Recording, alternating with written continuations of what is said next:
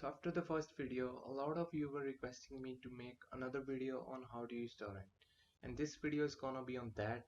But first of all, I'm gonna request you to please subscribe to the channel if you haven't already.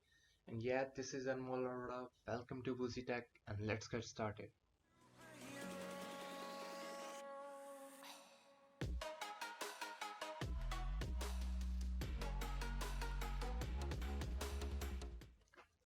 So for downloading torrent files, you'll need to have torrent clients.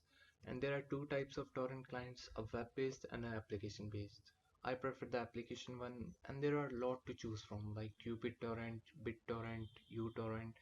But today I'm gonna show you how to download qBittorrent. Go to the Google and type in qBittorrent. Click on the first web page, that is qBittorrent.org, and on the website click on the download button, and there you have to choose a 32-bit installer or a 64-bit. I'm using 64-bit Windows, so I'm gonna click on the 64-bit installer, and you'll have to wait for a few seconds for the downloading to start, and just click on the save file, and there you'll have the downloading started, and you just have to wait for the downloading to complete. When the downloading is complete, you'll have to install the qBittorrent client. So for that, you'll have to double click on that file. Just install the file like usual one,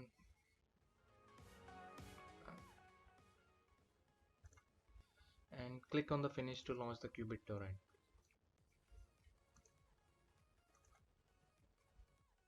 There you have it. So to demonstrate how to download files or movies from a torrent website, I'm going to use yts.mx website.